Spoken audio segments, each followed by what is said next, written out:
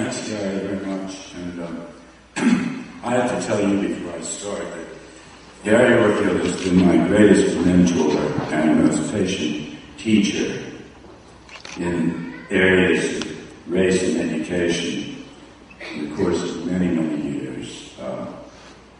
No one else in the United States has done as much as Gary Orfield to keep alive the flame of social justice in our public schools. He's one of a kind, and I cannot express my gratitude.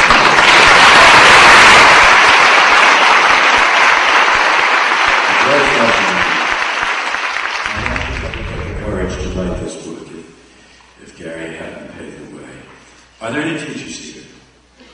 Oh, great. And people planning to be teachers, maybe? No, not. I'm glad there are real teachers here.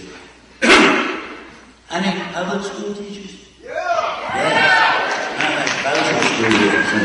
Well, I'm glad because I feel very close to teachers, especially the ones who teach little kids in elementary school, because that's what I used to do. I think they do the best thing that it is to do in life. Bring joy, beauty, mystery, and mischief to the hearts of little pint-sized people. Sometimes when I'm visiting a public school, teachers see me trapped in the principal's office, and they rescue me. They grab me by the arm and drag me to the classroom and say, "Come on, visit in my class." And typically it's a woman, and she drags me into her first grade. And then, of course, she puts me on the spot and says, "Okay, teach something. You read these books, let's see if you can still do it." And I always do it wrong, because I forget. I ask typically the worst kind of question, the kind of question that gets everybody jumping out of their seats and all at the same time. And as any of you who teach little kids know, 7-year-olds have only a theoretical connection to their chairs. And I get them jumping all around, you know, and waving their hands. And typically there's one right in front of me. Like a little girl right in front of me, who's waving her fingers right in my face, so she's going to poke my eyes out. And she's making these terrible sounds like, ooh, ooh, ooh, ooh, as though she'll die if I don't call on her. And so I call on her, and she looks up at me with sweet bewilderment, and she says, "What?" I want to call on her. It's a humbling experience to go back and try to do the real thing that teachers have to do every day.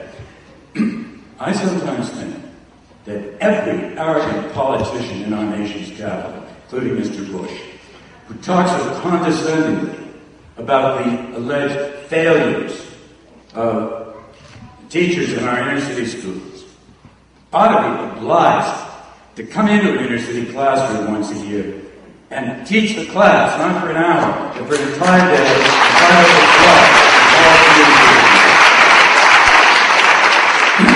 Mr. Bush accuses teachers of our urban schools of harboring, quote, low expectations of their children. He says we should strive for excellence. You know, as though we never thought of it, as though we ended his career with some kind of a genetic predilection for mediocrity. Excellence. What a good idea, Mr. President. And in his familiar phrase, if the scores don't magically go up, even though our schools are profoundly segregated and obviously flagrantly unequal, he accuses us, teachers, of soft bigotry. That's his phrase. Actually, he has an euphonious way of saying it, unusually. He says, the soft bigotry of low expectations. That's a remarkably well-coined phrase from Mr. Bush. But he keeps saying it. It's like he finally finds one phrase he can pronounce. President also says testing is the answer to the problems of our public schools. And in many inner city districts, as a consequence, high-stakes testing now begins as early as first grade or even kindergarten. In order to have more time to drill these little children for exams, many districts have now abolished recess. I was in Atlanta yesterday where schools are now being constructed without playgrounds so that no time would be wasted on activities that can't help pump the stores. Chicago has abolished recess, at least in almost all minority schools, a few exceptions made for white middle-class neighborhoods. Some districts that start high-stakes tests in kindergarten have abolished nap time. Nap time. So they'll have a few more minutes to drill these little babies for exams. All of this is the consequence of the delusionary thinking of our president that testing is a substitute for equal opportunity. Many of these kindergarten children, this is in Santa Clara, California, many of these kindergarten children don't even know that pages go from left to right. Some don't know how to hold a pencil yet. They're handed bubble tests. You know, just like SATs, they stare at these things with terror. Teacher's not allowed to help them. All she can say is, keep on your own. They pee in their pants. Second grade kids are throwing up in class because they're so frightened they won't pass these exams. Who thinks up these miserable and anti-human policies? I sometimes think my darkest nights that there's this little group of sociopaths in Washington hiding someplace, like in the basement of the Heritage Foundation. Their sole destiny in life is to guarantee the children of the poor will be no healthier than they are. If at least we gave these little kids an opportunity for pre-K education, they might have a better chance to pass these tests. But in almost every major city of the nation, this is not the case.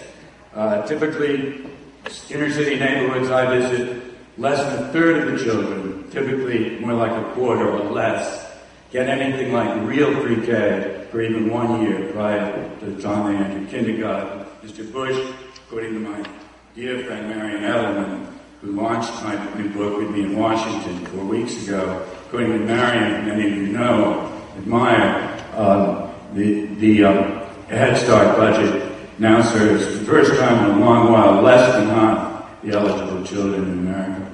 Now, the little ones I know in inner city neighborhoods, proportions are far lower. You know how you find out? Don't go to, some data bank in Washington. That's the last place you'll ever find anything accurate. Sorry, all you Harvard Ed School students, but the NCES is the last place you're going to learn the truth about what's happening in our schools. You know how you find out what's happening with pre-K? You go to the kindergarten and ask the ones who really know. Squeeze your butt into the little teeny-weeny chairs and ask the children what to do next. They're too bashful as the teacher, kindergarten teacher knows. Almost none of these kids get, at the very most, a third of them get 1 year of half-day week. Meanwhile, the children and grandchildren of my Harvard classmates in New York typically get 3 years of rich, developmental, private, pre-K, wonderful programs, not drill and kill academies Mr. Bush now proposes, but beautiful places where, the children learn gently pre-literacy, pre-numeracy skills. That like making them chant long O's and short A's, but consonant blends. I don't mean to leave them out. They come too. But the children learn it gently.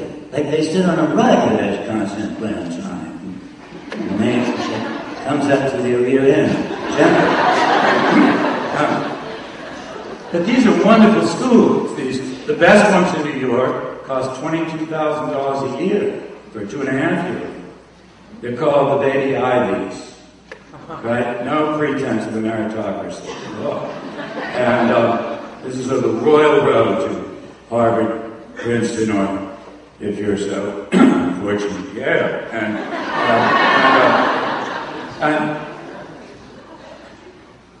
And meanwhile, the little kids I know get nothing. Okay? And now it's third grade. In New York now, in third grade, high-stakes exams determine whether you get promoted. Which kids get promoted? Which kids get kept there? They also determine who gets into gifted and talented programs. No wonder the racial numbers for gifted and talented are so low. I have to think it's outrageous to impose so many high-stakes tests on children in the first few grades of public school if we at first deny them any opportunity for preschool. There's something deeply hypocritical in a society that holds a little girl, 7 or 8 years old, accountable. That's the buzzword, right? Accountable for her performance on a standardized exam, but doesn't hold the president and Congress accountable for robbing her of what they gave their own kids 5 years earlier.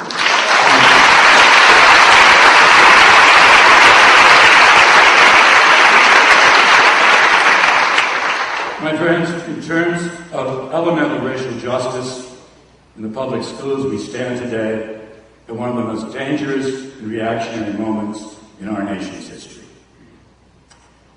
Segregation of Black and Latino children has returned to public education with a vengeance. I've just spent 5 years visiting 60 public schools in 11 states. In all the inner city schools I visit, I simply never see white children. These schools aren't kind of segregated. They're as segregated as they could possibly be.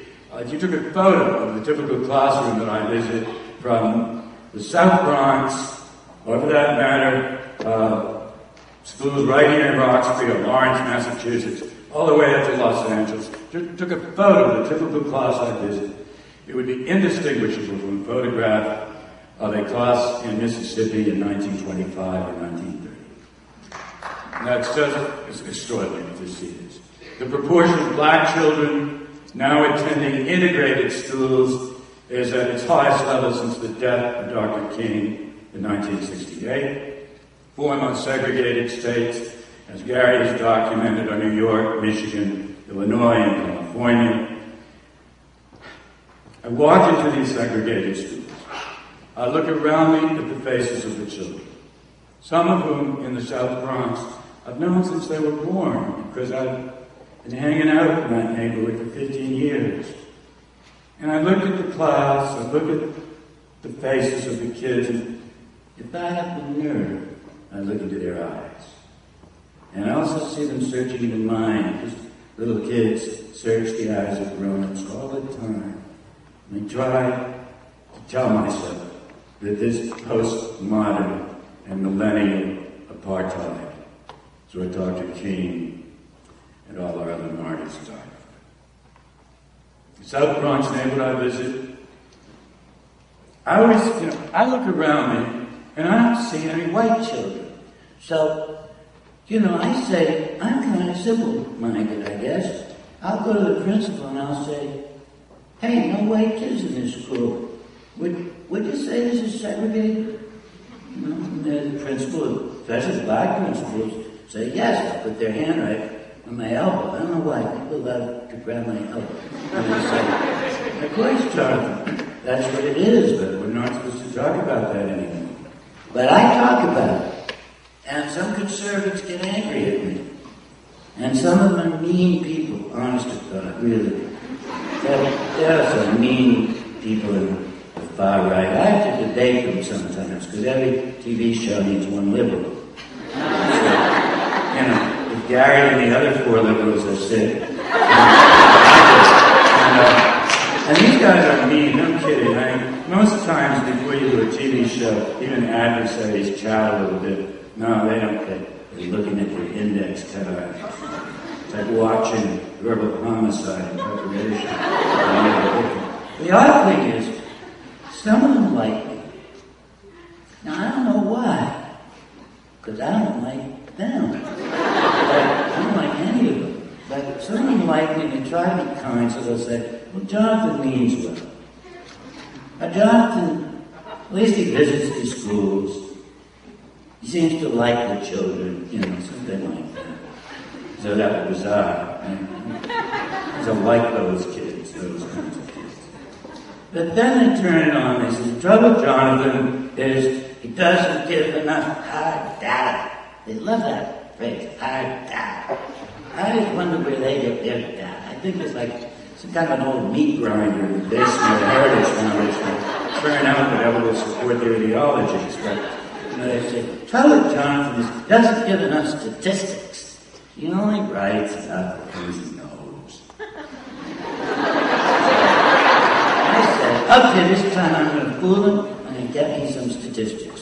You want to know what they are? This is a neighborhood in the South Bronx. Time this book went to press. There were 11,000 children in elementary schools. Of those 11,000, exactly 26 were white. 26 out of 11,000. Well, I'm not too good at math. I went to school in Newton. But I can do long division. I can. And they do teach that in Newton. And I can tell you what that is. That's a segregation rate of 99.8%. So if you want to be precise, you could say 0.2 of 1 percentage point now mark the difference between legally enforced apartheid in the South 50 years ago and socially and economically enforced apartheid in all these northern cities now. As Gary noted, almost any city I go to, black folks usually say this to me. They'll say, Jonathan, if you want to see a really segregated school, just ask for one that's named for Dr. King. Or Thurgood Marshall at Rosa Parks.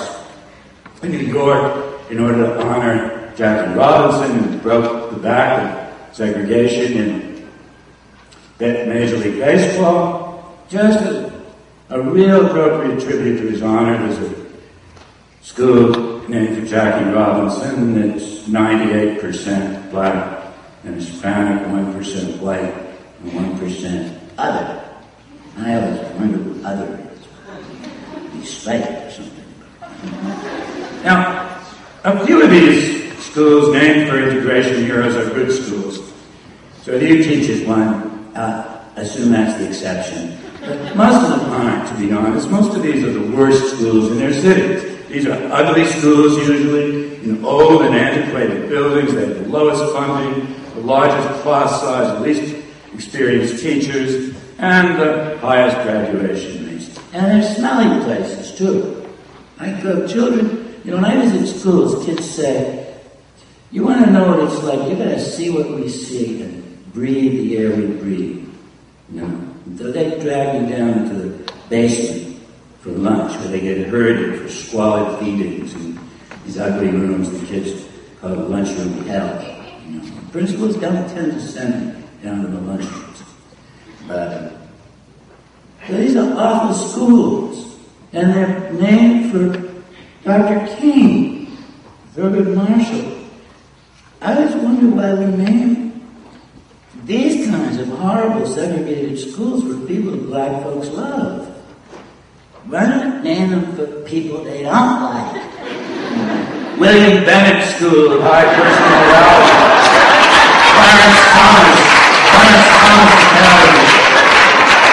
Clarence Thomas Academy of Self-Help and Self-Hate.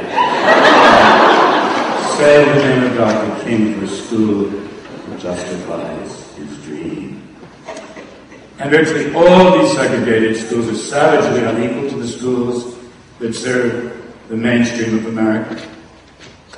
Statistics across the board in the United States recently been published by the Education Trust, a politically very moderate, even conservative organization. The numbers are irrefutable. Typically, an overwhelmingly black Latino school that has 1,000 kids might be a typical middle school receives $1 million less per year than a school of the same size serving white kids. New York City, which I know best, little ones I write about the South Bronx get about $11,000 a year put into their public education. $11,000 a year. Now, in order to understand why this upsets me so much, you got to picture real children, not numbers. Some of you, many of you read my last few books and know who Pineapple is. How many remember Pineapple? Yeah, she's this plump little girl who took over my last book. She's just bossy little girl. I met her when she was in kindergarten, and she started bossing me then, and now she's a teenager, and she still pushes me around. She's charming. When I met her, she was just a charming, bright little girl, and she bosses everybody around, and she does it with grown-ups that I bring up there. But she's one of those kids who's so good at manipulating you that you don't get mad. You're just fascinated, trying to figure out how she makes you do exactly what she wants you to do. And Mrs. Clinton, Hillary came up there once to visit with me in the neighborhood, and Pineapple bossed her around. She was standing in the wrong place for a picture. These Pineapple thought so. No, they're there. You should go there. Mrs. Clinton begged her, too. Why doesn't it beg too many people? She begged Pineapple. That was funny, because that time the reporter was following Mrs. Clinton around, and usually are. And one reporter, who has a kind of mean face, named Robert Novak. He's a bad mean type. I see him on TV. He gets into the background of a picture of Mrs. Clinton. Pineapple points to you out of the picture. There's Pineapple. Okay. There she is getting $11,000 a year for her public education. You lift her up in your grown-up arms. Your decent arms. Your strong adult arms. And you plunk her down in the first suburb to the north of the Bronx, 10 minutes away. You know how people always say, is it fair to make these children ride on 2-hour bus rides to go to good integrated schools where everybody goes to college? It'll be a 10-minute ride. To Bronxville, a lovely suburb where there's a well-known college. I forget what it is, Sarah. Right where she is, Pineapple gets $11,000 a year. You plunk her down in Bronxville, 10 minutes away, she'll be getting $19,000 a year put into her public education every year. You lift her up again and you plunk her down in one of the wealthiest white suburbs, which probably a lot of my Harvard classmates live, Manhasset, out of Long Island. She'd be getting $22,000 put into her public education every year. So we say in church and synagogue, I happen to be Jewish, that all our children are of equal value in the eyes of God. And in the eyes of God, my friends, I'm sure they are, but not in the eyes of America. In the eyes of America, these little kids I write about come into the classroom with a number printed on their forehead. That's their price tag. These children are cheap children. These are Kmart babies. You want to see a Lord and Taylor baby, Neiman Marcus baby, you have to go out to the white suburbs. These kids I write about, these children who befriended me for all these years, these children have done absolutely nothing to offend us. They're as clean as sin as any little human beings can be. They're too small to harm us, and too sweet to hate us, and too innocent to fear us. The only sin such it is to be born poor and of the wrong color at a bitterly cold moment in our nation's history. Just amazed that there's not a tide of outrage in this nation over these injustices. The results are seen in squalid buildings. Many of the cities that I visit, the cafeterias, I said this briefly before, is crowded and ugly and the school systems are embarrassed to let visitors see them. One high school in the Bronx, Walton High School, there's so many kids, there are 4,000 kids in that school, that they have 7 shifts. The first shift has lunch at 9:20. Try doing that to a business CEO. Those who condemn our public schools so carelessly and recklessly. And then I go out to beautiful schools like those right here in Brookline, Massachusetts. I keep visiting the good suburban schools so I remember what it's like on the other side of the wall. Pineapple once said to me, she once looked at me and said, "Jonathan, what's it like over there?" And I said, I was embarrassed, and I said, "You mean in Massachusetts where I live?" And she said, "No, I don't mean Massachusetts." Smart little girl, she wouldn't let me get away with it. I said, "What do you mean here?" And she said, "I mean over there where people like you are allowed to live." So I go over there. I live on both sides. You know, I live, you can't fool me because I grew up in privilege. I know both sides. I often think of a beautiful song Judy Collins sang. I've looked at life from both sides now. I see it from both sides. I weren't at ease in Pineapple's world, but I know the other side. And I see these beautiful schools in Brookline and similar suburbs. There are little hexagonal tables for the children to chat at, and pretty nice cafeteria lines. They have salad bars. It's like an Amherst college, you know. And outdoor terraces to sit in nice weather. And then I see the dirtiness with which we surround the children of the poor. See, I happen to think aesthetics count. I think that beautiful surroundings refine the souls of children. I think that filthy settings coarsen their mentality.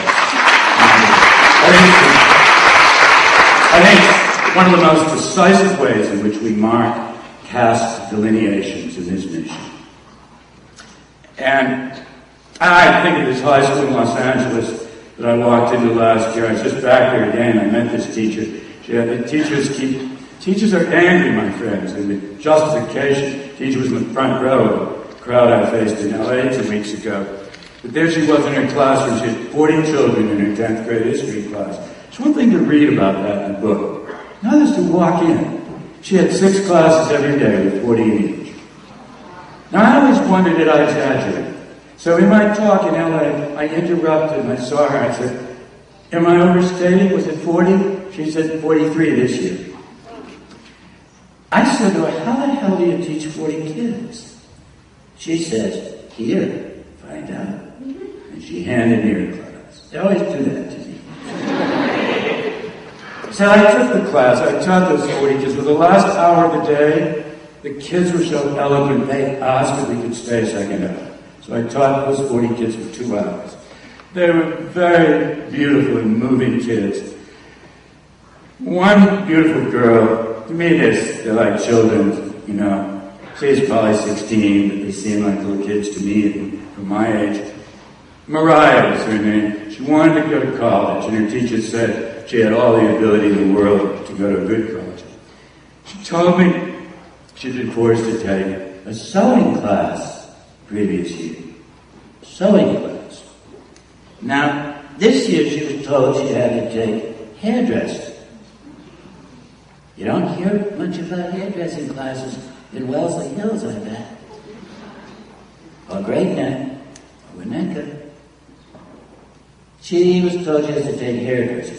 I was amazed. I said, "You can really get credit for hairdressing in this day and age?" Now, I want to say parenthetically, I don't discredit any form of labor on this earth. All work is honorable.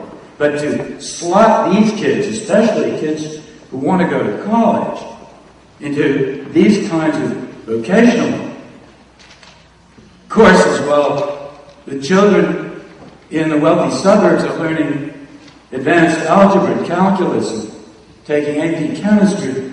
There's just, that's as close to cognitive decapitation as you could go. It's just evil. I'm amazed at the superintendent of the LA schools, Roy Romer, who's like many of these folks, likes me. I like to tap and dinner with them. There's nothing worse than a creme brulee, somebody who likes you and you do not like. And anyway, you don't trust. Anyway, I just wonder what's in it. But I said, you can get credit for that? Another girl in the class, this was a black student, interrupts. She was terrific. She was little, had wild gusto in her style. She had blue tinted glasses tilted on her forehead, rectangular glasses. Do you picture that? She has that nice image. Look, she looks at me and she says, last year, I had 2 hairdressing classes. I said, no. Oh, she was fooling me, trying to scare me or something. Kind of freak me out. No, she said, one was hairdressing, the other was advanced hairdressing, AP hairdressing. I said, you got credit for that? She looks at me and she said, listen, Jonathan, we see it more than y'all can see. Remember that phrase. Joe, Mississippi in her voice. We see it more than y'all can see. At that point, Mariah starts to cry. And she says this. She says, I don't want to take hairdressing this year. I didn't need sewing either. I knew how to sew. My mother's a seamstress in a factory. I wanted to go to college. I don't think you need to sew to go to college. My mother sews. I hope for something more. And a very bright kid in the class, a guy who looked tough, like he might scare you. You met him late at night in the street. Latino guy with long hair, dark eyes, loaded with cynical intelligence. Just a real interesting looking guy. Looked like Che Guevara in L.A. And he says, listen, Mariah, the owners of the garment factories need workers, don't they? And Mariah says, I guess they do. And he says, they're not going to hire their own kids for those jobs, are they? And one innocent little student says, why not? Mariah says, so they can grow beyond themselves, but we remain the same. All right, every year, another expert comes along and tells us that he's figured out how to solve it. Another set of recipes to tell us how to run successful, segregated, and unequal public schools. 7 ways to turn it all around. They always say turn it all around. That language of education is mind-boggling in its unoriginality. Find a new phrase, please. Now, those were the Titanic or something. And that's more appropriate than I wish it were. But, and every superintendent has a claim. I have a new plan to turn it all around. And for some reason, there are always 7 items in these plans. 7 ways to fix the inner city schools. They like the word fix, as though this were not a moral travesty we're dealing with some kind of mechanical dilemma. Right? And he could fix apartheid and not a shot by twirling a few dials. So one year we're told of, smaller and more intimate segregated unequal schools. That's trendy this year. Or separate and unequal schools with tougher discipline and strict accountability. Or separate and unequal schools with black kids march around in uniforms. Or separate and unequal schools run by profit-making firms. Or separate and unequal schools with upbeat slogans and lots of self-help incantations on the walls. Familiar with those kinds of schools? A lot of them. School in Seattle named for Thurgood Marshall, where a child in school knew who Thurgood Marshall was. Completely segregated school. No wonder the principal didn't tell them. And the school they started with the children chanting, I have confidence that I can learn, exactly 30 times. Well, maybe that's good, good therapy. But there's something heartbreaking about it because they never chant those slogans in the schools where it's assumed that they can learn. These are ghetto markers, just like the yellow signs that say check cashing, where there are no banks in these neighborhoods. These tell us we've arrived at a place of sequestration. We've arrived at the pedagogic lazaretto. I see these slogans all the time. There's one I hear repeated. If it is to be, it's up to me. I don't know. I suppose it's okay to say it, but auto-hypnosis is not a substitute for equal opportunity. And I don't know if saying anything that works. Anything that works, look, I'm practical. I'll help any principal or teacher do anything that works within the box they're stuck in. But and bombastic charlatans travel from one school district to another, telling school systems the same thing. They tell the poor embattled principal, the principal is living under the sword of high-stakes tests. They'll say, if you do exactly the 7 things that I propose, your children will experience success. They always have to use that big word. They don't just say succeed. It's like experience success. Right? The whole ed reform business relies on organized public bamboozlement by use of polysyllables for every simple word to do. Honestly, you take a good old-fashioned Anglo-Saxon noun like skill, add on 3 syllables, call it a proficiency, and the state standards officials will just melt you full of gratification that you're going to be as pretentious as they are. Superintendents, when appointed, typically adopt one of these plans. My heart goes out to them. I just was in Atlanta speaking to all 100 of the big city school superintendents. Know many of them in dozens of jobs, I see them when they're fired in Seattle and hired in Chicago. And it's a tough job. I mean, it's one of the hardest jobs in the world. I almost think that the role of a school superintendent was invented so that one man and woman in each city could die for our sins. But it's but still, they adopt these plans. They're hyped by the press. 5 years later, they declared a failure and then abandoned. I'm too old to play that game. The Shame of the Nation is not another book of recipes. My publisher said, why don't you add on the end something hopeful like, 7 ways to fix it. This book does not propose another list of 7 ways to polish the apple of apartheid. It calls for an all-out struggle to achieve the abolition of such schooling and the residential segregation that goes with it. It calls on millions of decent people in this nation, especially the younger generation, especially teachers.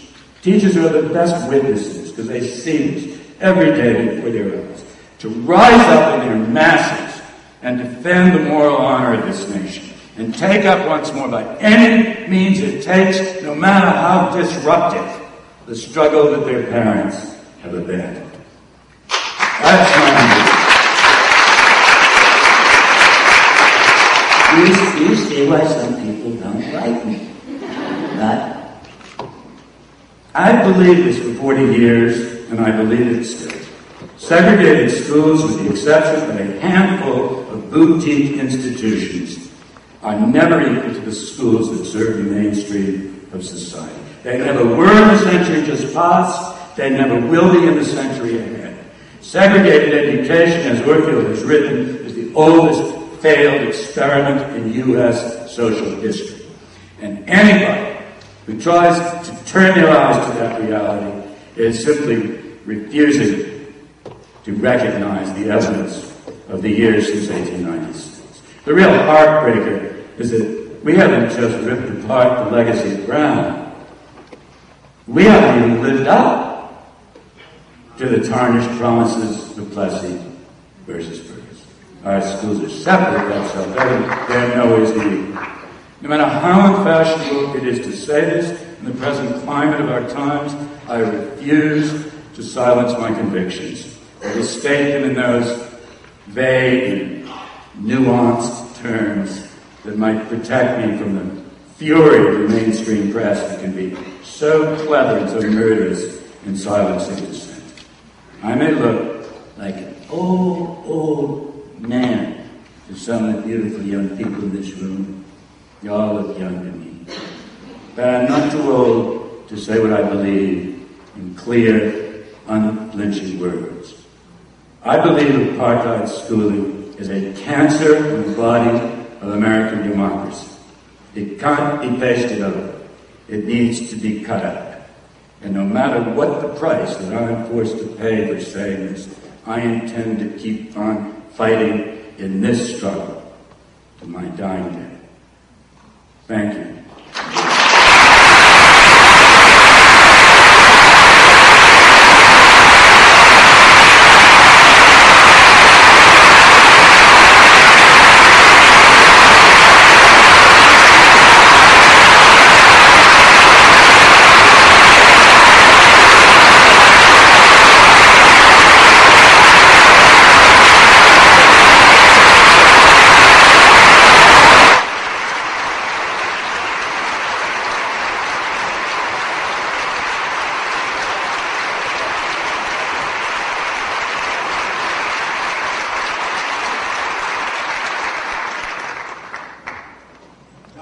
Be happy to take some questions, and I get the opportunity to ask him the first one.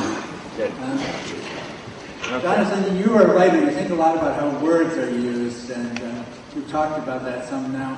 What's happened to the language of equal rights and civil rights as we've gone into this conservative era? What would George Orwell say, if he were here, about this? And why do you think so many minority educated principals follow this kind of language of saying segregation is integration? No. Well, I understand why many of the inner city principals do, why they sort of avoid the issue, really.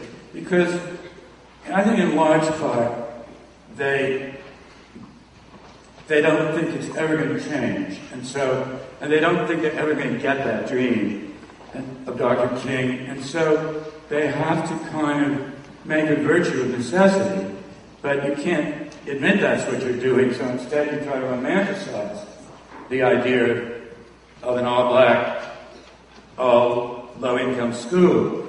I asked Congressman John Lewis about this. John Lewis, some of you remember, is one of the great leaders of civil rights campaigns, the leader of SNCC in the 1960s, who's now a 10th term member of Congress, and it got him very upset, he got angry.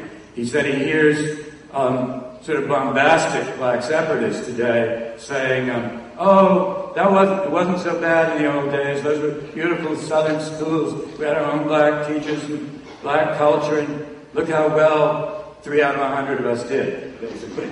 And Lewis says, it makes him very angry. He says, he has the whole epilogue to my book. I just said a book like The Shame of the Nation, I want it to end in the words of a great black iconic figure of our history. And so it's all his words in the epilogue. He says, there were not good schools when I was a young boy, when I went to those schools, and they're not good schools today. I mean, unrelenting. So I don't so much condemn, I don't condemn at all the principals because they're in this almost impossible situation. For example, what could the principal at Thurgood Marshall School in Seattle have said? Here he was running a segregated school named for Thurgood Marshall, and there wasn't a mention of who Thurgood Marshall was anywhere in the school. I asked some 4th grade boys, who was he? And 7 that said he was a camp counselor, or he started a camp for boys. They didn't know who he was. But in a way, what could the principal do? Could he say to these little kids, hey kids, this school is named for Thurgood Marshall, who spent his entire career trying to abolish schools like this, the one that you have to go to. But I do condemn the media. I think the mass media has colluded in avoiding calling things by their right names. The press in general, even the most distinguished papers in our country like the Globe, the Times, and so forth, They officially deplore segregation in the nation as a whole. And, they're always in favor of integration as a good thing in general. But in their own backyards, they tend to favor the very practices and policies, including small niche academies that clearly target different ethnic groups, and charter schools, and semi-private hybrid schools, as I call them, that have exactly the opposite effect. And most newspapers will not call their hometown schools segregated. A reporter goes to a school with every kid in the classes in the school is black or Latino, except maybe, the 3 white kids and 2 Asians. And in the newspaper it says, this is a school with a diverse population, many minorities, as though these were Albanians. And, if you can't name reality, you never need to change it. Thomas Merton, my favorite Christian saint, in a way I think of him as a saint, once said, there comes a time when we have the obligation to call things by their right names. The right name for what we see today is near-perfect apartheid restored across our nation. And we got to name it, we can't defeat it, or even contemplate attacking it. I'd like each of you to try to ask a short question, if possible, and not make a speech, so that we can have as many of you as possible have a chance to ask Jonathan a question. Some of you may be interested to know that in the Seattle schools last week, the Ninth Circuit Court of Appeals upheld a race-conscious student assignment, which Seattle will now be able to begin to do again unless the Supreme Court reverses it. That was a real victory for change. Yeah. Could you identify yourself?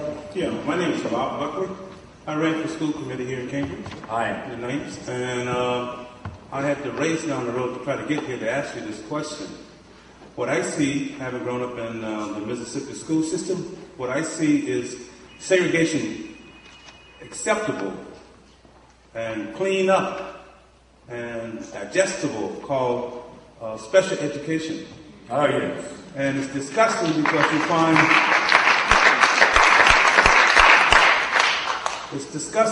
find all these black kids in the special ed department acting like pre-criminals. And it's okay because they're in special ed. They can't do any better. I just heard a lecture like that today, and you're going to be suffering for the rest of your life in this special ed problem. So it's disgusting. Thank you. Well, I'm not sure what this year's statistics are, but the ones I've known for years have been black kids are only half as likely to be placed in gifted and talented programs and 3 times as likely to be placed in classes for the so-called retarded or emotionally disabled or whatever new terms are used. And in a sense, those classifications, once they get congealed and perpetuated into high school, now at high school they're moving increasing numbers of those kids out of the regular schools and putting them in what they now call alternative schools. Any of you old enough to remember when alternative schools meant very innovative and relaxed and pleasant schools? How many remember that? Yeah, alternative schools now means basically the halfway step to juvenile detention. And that's another Orwellian example of our refusal to face reality. I concur with the man who made that observation, and I also will say that the curriculum now being used to target the most heavily segregated inner-city schools in America, which is based on the ideas of B.F. Skinner, pure Skinnerian stimulus response, is the only other place it's used, apart from inner-city elementary schools with black and Latino kids, is in prisons. In prisons, they use the same methods to reconstruct behavior and worldview of the inmates. Now it's being applied to inner city children in the form of really rotten, mediocre, rote and drill, stick and carrot curricula with names like Success for All, and Alvin Hubris in that name, you know, and in California, a textbook called Open Court, which is just about as mediocre as it could be. These kinds of things would be rejected out of hand, overnight, in any white suburban district. And so now, in addition to having the apartheid schooling that Gary has so carefully documented, we now have essentially an apartheid curriculum. Yes, hi. Hi, Mr. Kozol. Oh, I'm sorry. Can you talk right into the microphone? Oh, okay. I'm Nomalanga from South Africa. I'm from the home of apartheid education, and I'm a product of apartheid education. I flew all the way from MSU to come and listen to you. I was so emotional. And if I will say things well, then you don't apartheid education. I was arrested. I was part of the 1976 Soweto uprising, and I was arrested in 1976 for speaking against apartheid education. I was also arrested 10 years later. They picked me up on campus, one of the campuses in South Africa, for speaking against apartheid education. And I spent 23 years. Even then, I spent 23 years as a student. Get to the question. With the racial breakdown of 4.5 million whites and 35.5 million blacks in South Africa, integration is put as policy, and it is happening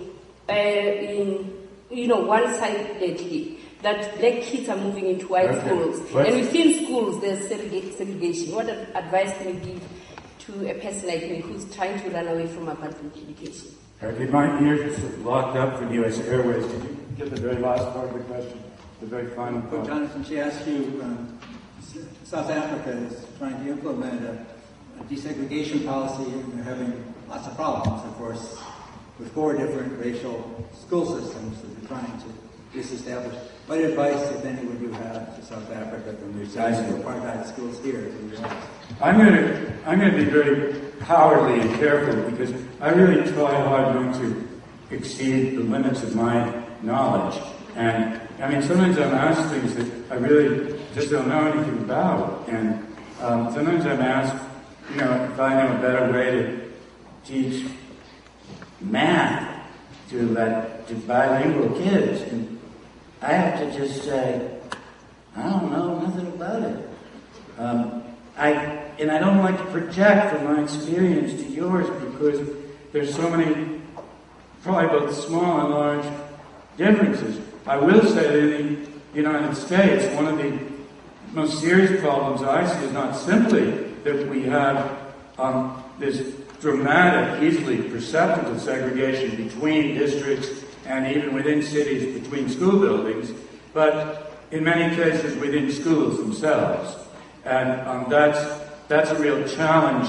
I mean, some of the smaller cities in America that appear to be fairly well integrated are having a great deal of tension within specific high school buildings because of the disproportionate number of white kids in the highest tracts, and these are real problems. However, I still agree with something Gary once said to me when we taught, that, I mean, this happens occasionally in programs like METCO, which, how many of you know what METCO is?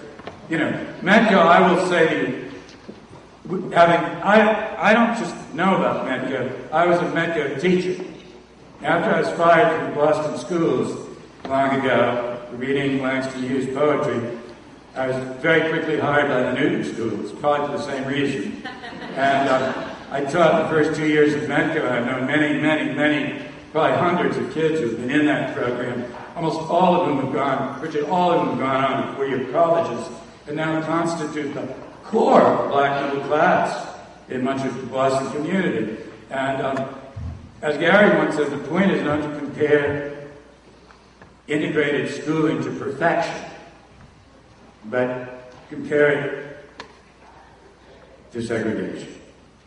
And when you make that comparison, there's absolutely no question that these have been the great success stories of the past 40 years, largely ignored by the media. Yes? Let's take like 3 questions and put them together and let Jonathan Synthesize. respond to the whole thing and give him a bubble test. Yeah, sorry. My name's Carter. I'm not kidding. And I'm a senior at Brookline High School, luckily. And this is so colossally trivial in light of that, but I just wanted to ask you, I'm taking this Ed Seminar course right now while I'm here with my teacher, and we are talking a lot about kind of what one can do as like a somewhat socially conscious student to resist sort of tests like the MCAS and like the SAT, and like, what would be your counsel for how we can resist that effectively? Including resisting the testing agenda? The testing agenda, kind of resisting the culture that necessitates having such an agenda. Like, how can you resist the test? Well, I mean, parents don't always like me because I give their children advice they probably wouldn't give their own kids. But I say, When you face something that's intolerable and obviously wrong, I say this to school teachers. I say this to high school kids, but I also say it to school teachers, for example, who in many states, I don't know if all the schools in Massachusetts do this, but because of MCAS, a lot of them are forced into this. Teachers are forced to write, they can't teach anything without writing the standard on the blackboard. The name of the standard, how many of you have to do this? And the number for the standard. Like, oh, you don't have to do it here. Well, in New York, you have to, oh, you do, okay. In New York, you can't just say, we're doing story writing today. No, you have to write like ELA, for you civilians, that means English Language Arts, number 267B, and you have to use these exact words. Children will demonstrate the capability, this is an exact quote now, for the production of a narrative procedure. Okay? And I said to the teacher, I saw that in Blackboard in 3rd grade, I said, I went to Harvard, I had pretty good English classes. I don't know what the hell that means. What does it mean? And he said, it just means you write a story. So I said, well, why don't you just write that? He said, no, you can't. You have to put the number up. You don't put the number. When the curriculum cops come around from NCLB or wherever, you're in trouble. So I would, I say to students, teachers in rallies recently in Oakland and LA have said, what do we do? And they say, we have to do that. Like a teacher wanted to bring a pumpkin to her class on Halloween, little kids, like kindergarten, just to have a pumpkin party, and she was told the only way she could do it would be if she used it to teach state standards. And there was actually something called a multimodal pumpkin unit. Oh my God. And it had a number, too. And so I said to her, look, I don't mean to cause disruption in your school system, and I don't want to give your principal bad tummy aches and anxiety attacks, but when you're faced with something that's just plain stupid or rotten, I know Charles is going to come back 30 years later and say, Mr. O'Brien, I'm so grateful to you for teaching me ELA 267B. When you're faced with that, I said, follow the very wise advice of the wife of a former president. Just say no. You should resist. If you get in trouble in Brookline High, I'll suggest another good high school teacher.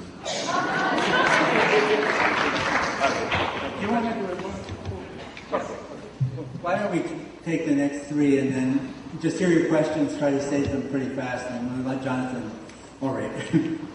My name is Oscar Lopez, and I go to Brighton High School. That's it, clear.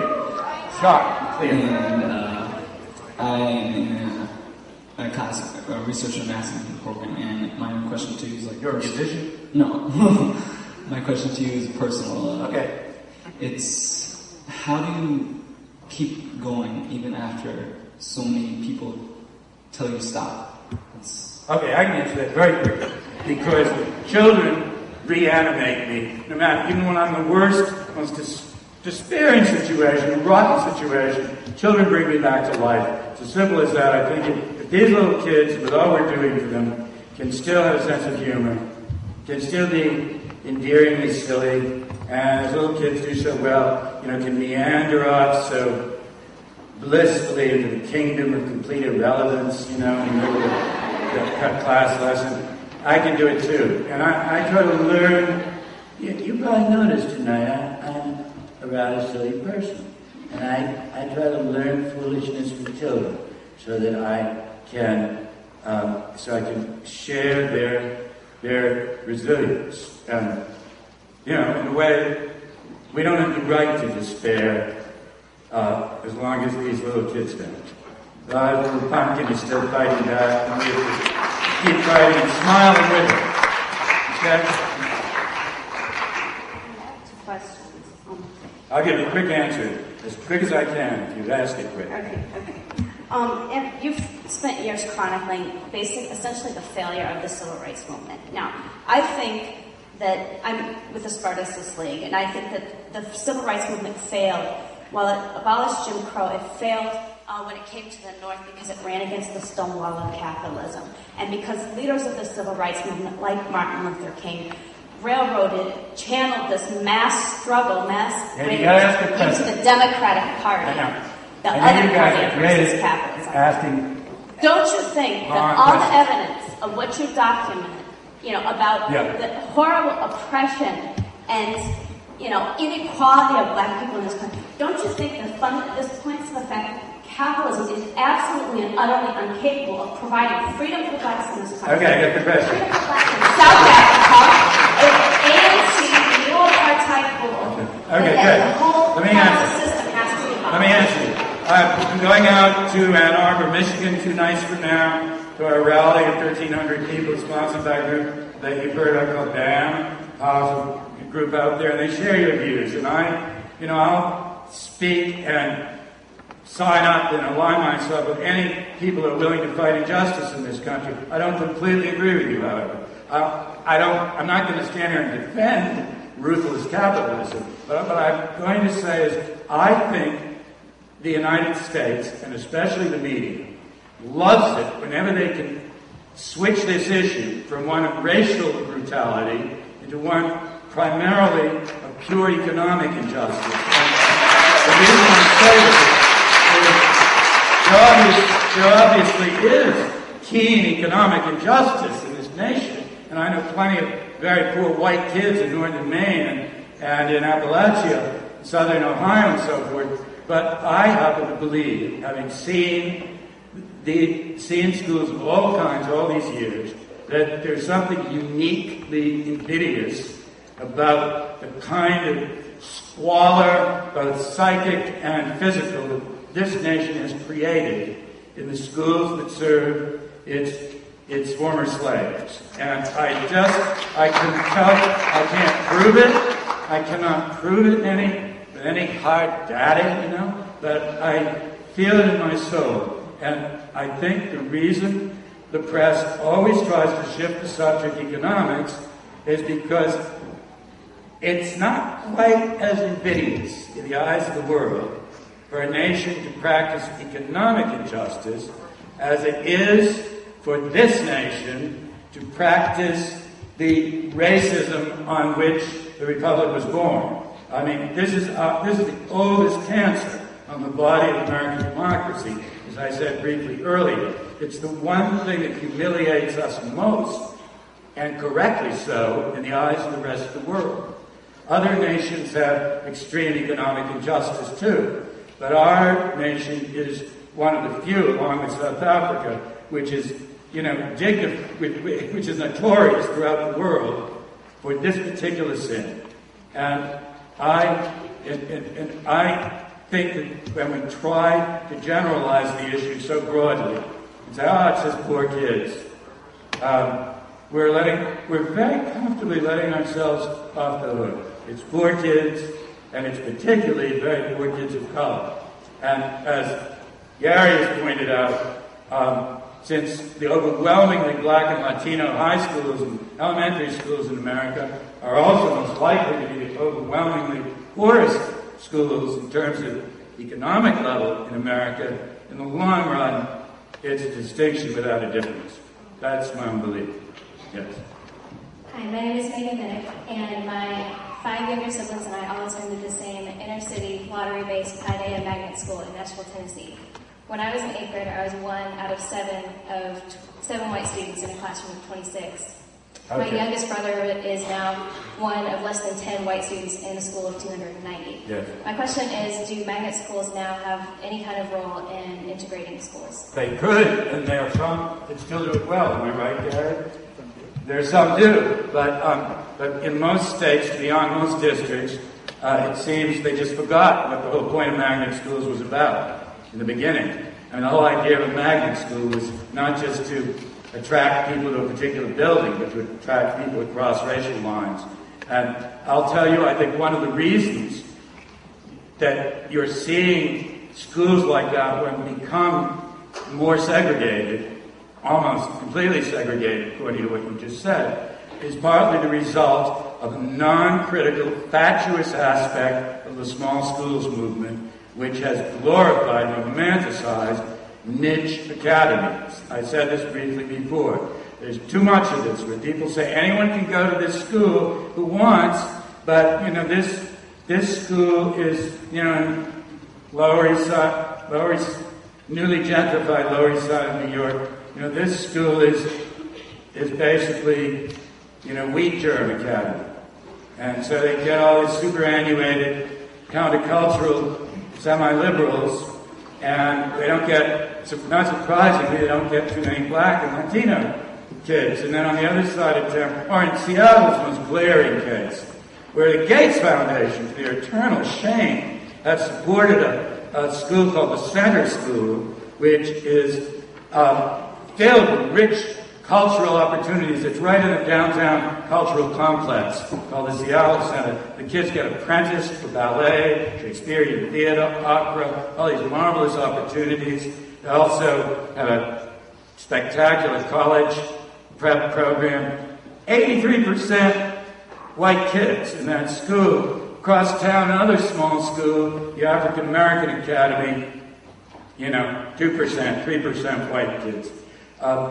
If people who support small schools are not careful, they will end up reinforcing apartheid, not reducing it, though this is not an irreversible problem, in my own belief. I think the best people in the small schools movement, like Eddie Meyer, are devoted to the same things Gary and I value. Okay? Do you want to add anything to that? Because I really don't have the right to speak for you.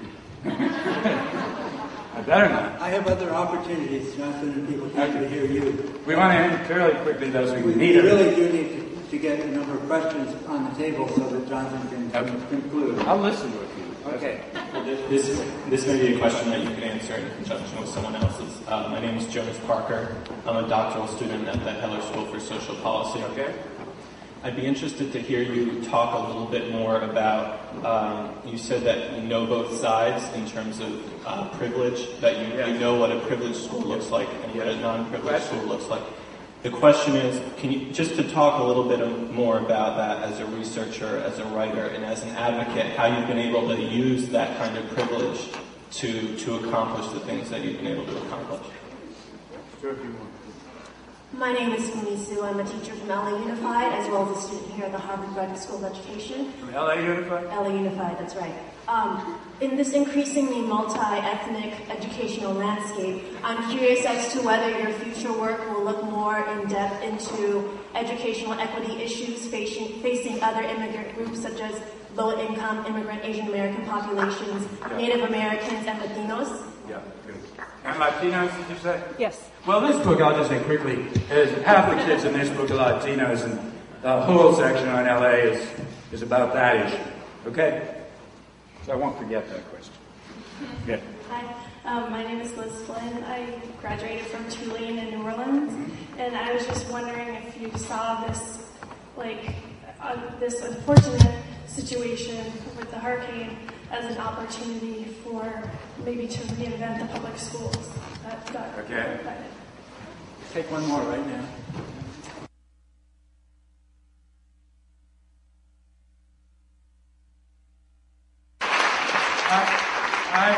What system are you a principal in, by the way? In Dorchester. Oh, I'd love to talk to you later.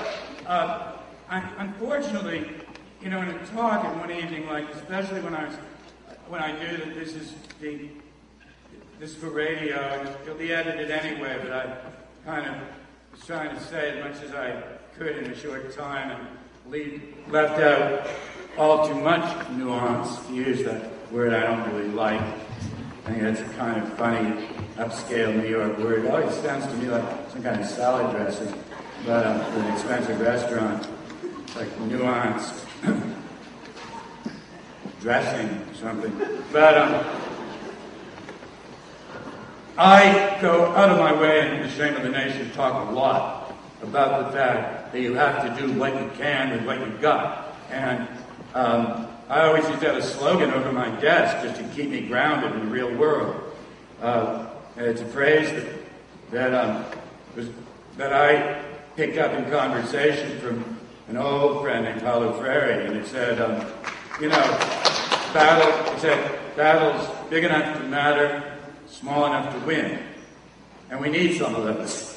And so that's not the whole struggle. I know wonderful teachers and principals everywhere who feel exactly as this gentleman does. We've got to win what battles we can within the situation we're stuck with. And I spend a lot of my time working with teachers who just want to know how they can, meet the minimal demands of our local testing sociopathology, the MCAS, and how they can meet the minimum demands of the MCAS, which I happen to think is bad accountability law, written probably by people who didn't do too well in English when they were in college. They ended up working for the government, the state board of education. It's clumsy language. Try writing a sonnet out of any paragraph in the state standards.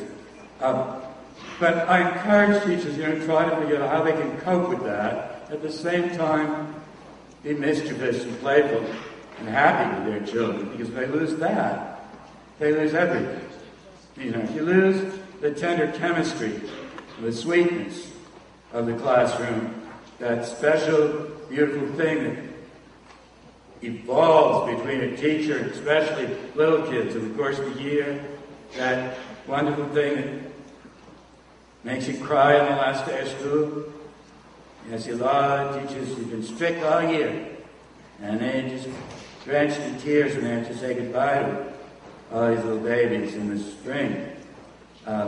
We lose that, we lose everything. But there's a way, and so I spent a lot of time trying to help teachers figure out how to do that.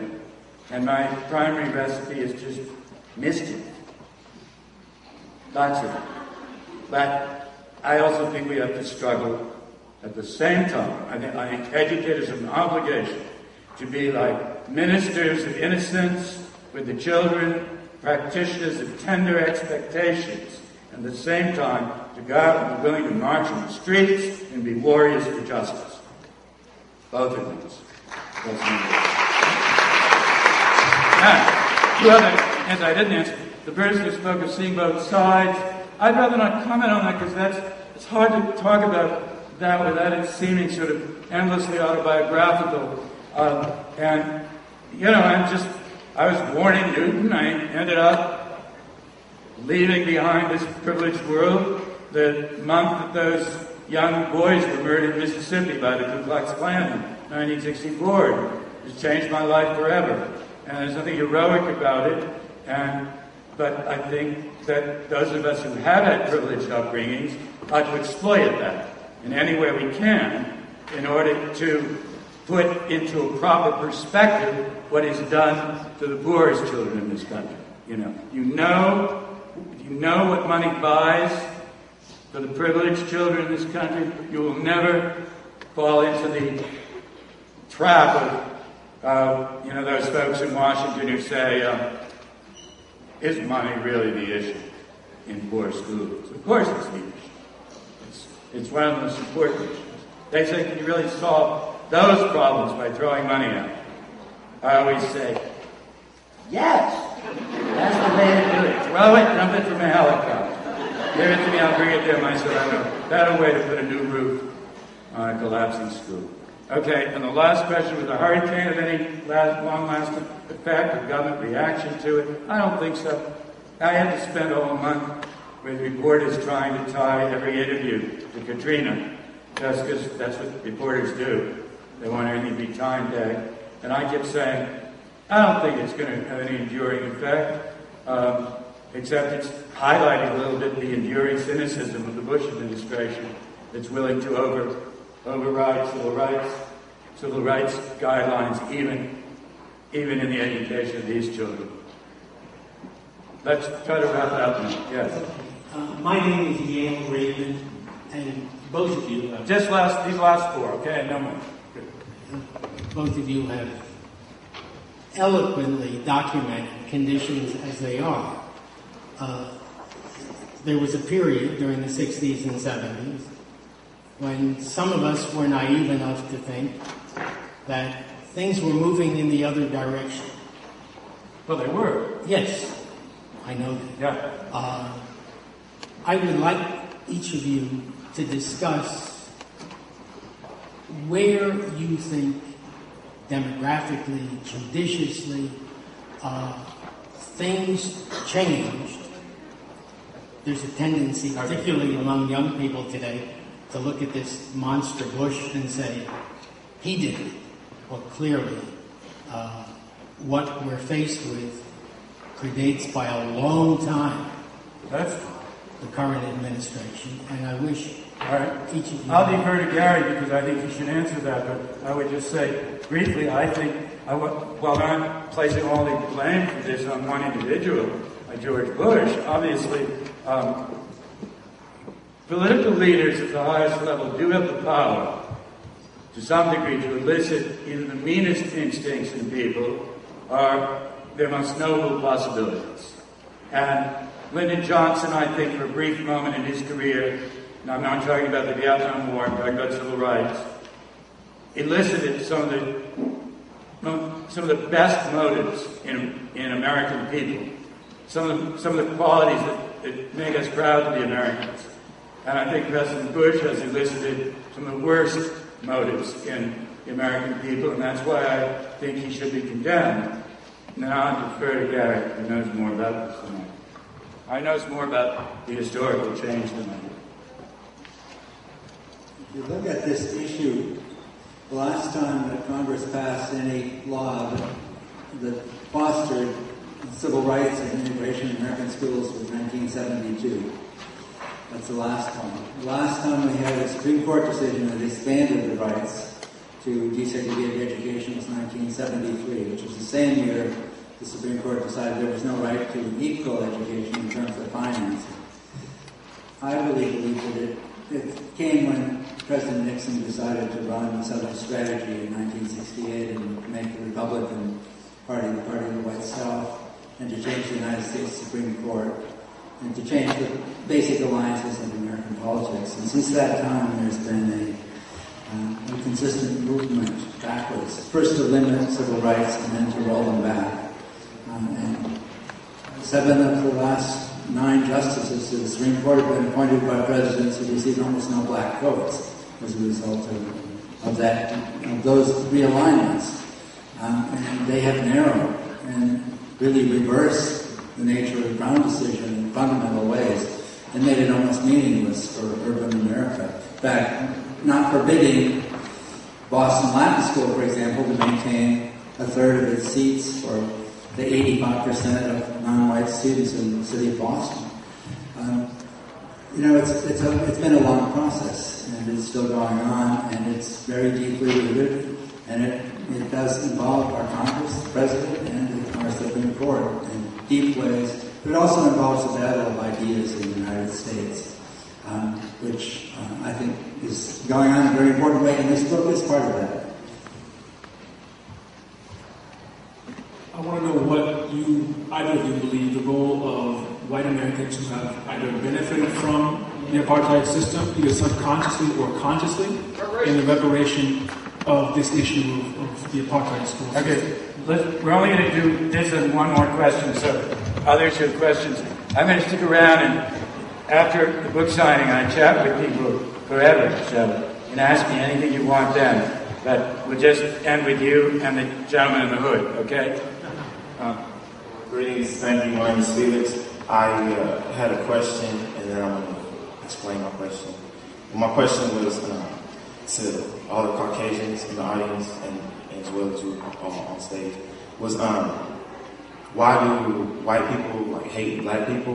And I want to explain my question because I'm a black person, but I don't hate all white people. But I know why some black people do hate white people. But my question is to the Caucasians in the room, if you know, if you can share with the audience, why? Because you see more than we see.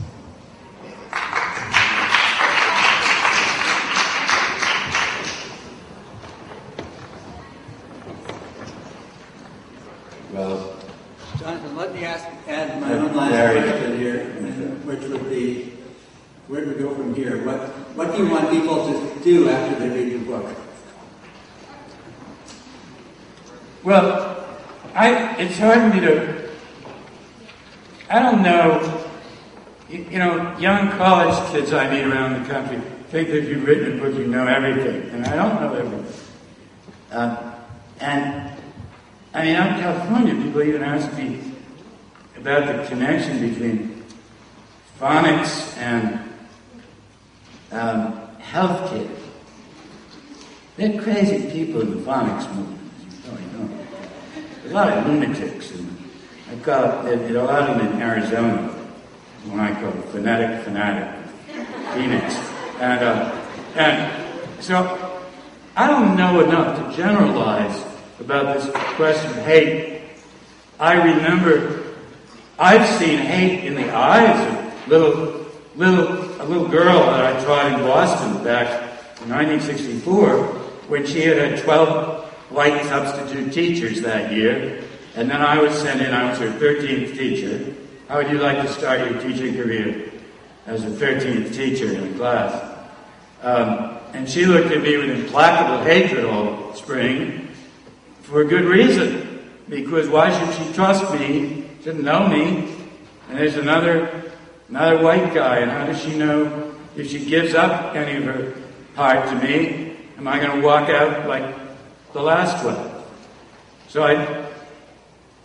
And the only time she ever smiled at me was, thank God, that one moment was the day I read Langston Hughes' poem to the class. So I don't know a lot about that, but I do know, I think people should take every practical action they can to act upon their convictions. And that means, for example, people who live in this general metropolitan area should recognize in Metco not just some interesting, nice experiment that started in the late 1960s, in which they're glad to support, sort of, because they're sort of proud of it. They should look at this and say, this is exactly a model of what should be done on a massive scale throughout America, and you should expand it. Metco shouldn't just have to scramble for money every year. It ought to be expanded tenfold. There are 3,000 kids in this program. How many of you live somewhere around here? Somewhere around the Boston area? The rest of you just arrived here from the airport. Some of you do look familiar. I hope the phonetic fanatic is not among you. I was just in Phoenix. Well, I just think we should do real things. I was in Concord, the book festival, a week or two ago, and people were just applauding for everything I said. And at the end, I said, so why don't you start by increasing tenfold the number of Metco kids in Concord? And they got a little chilly towards it, a little quiet, and they supported. But They don't want to make waves. And you should make waves. This is something you should be proud of. This is something good. It has lots of problems, but it's still terrific. In oral histories of the kids who've been through it, I've known all these years, they, of white and black kids, adolescents are good at bitching about everything. So they will tell you that there were all sorts of social tensions, and there are those famous separate tables in the cafeteria about which the white press does much too much hand-wringing. So when I was at Harvard, the Jewish kids sat by themselves, because we were shy at first, It's no big deal. Then when they come for the 5th and 10th and 20th reunions, they hug each other, because they're all classmates, and they shared some of the most important years of their lives. And that's the sort of thing that should be highlighted. It's so much more important than things like vouchers, which get so much media attention. I'd be highlighted. Any time you're in a room with Dave Driscoll, who's for those elsewhere, is the Commissioner of Education in Massachusetts. He's a very nice man. Confront him and say, instead of just piling on more and more tests for little kids in the segregated schools that you are responsible for as the highest education official in this state, why don't you use your position to eloquently challenge every suburb to increase the number of kids who go to Metco and start establishing some really super magnet schools on the edges of Boston itself to pull kids in both directions. See, that's what could be done. Tell members of the Senate, like Kerry and Kennedy, who'll listen to you. Tell them when they're debating what to do with NCLD, if it's not scrapped entirely, it's going to be altered, I'm sure. Tell them to try to add a rider to it, an amendment of some sort that says that when inner city schools are failing, children have the right to transfer, not just to another school in the district, which is the rule today, but across district borders, and the federal government will pay for it. And will reimburse the suburbs to make it possible. So suburbs don't have to act both out of ethical motives and also both act out of ethical motives and also have to raise their taxes to support these good programs. There are other programs like this all over the country. If you live in St. Louis or know folks in St. Louis, fight to save a similar program there. Well, not exactly the same, but that's one, again, where government is militating against a program that lots of decent people support. A wonderful principal in Brookline, where I spent a good bit of time last spring, said to me, so far as I'm concerned, having inner city kids share our classrooms is one of the best things we've done here in my career. I'd like to see it expanded, and the primary resistance in Brookline is not attitudinal, it's financial limits because of our United States legislature. And really, it's a horrible legislature. It's terrible. None of them are very good, but this one is one of the worst. So fight for real local issues first. That's what I think. And a lot of young radicals I know would rather go marching about sweatshops in Singapore than about the evils right in their own front yard. But I think especially white privileged people should fight first against the injustices from which they benefit. Okay? And that's it.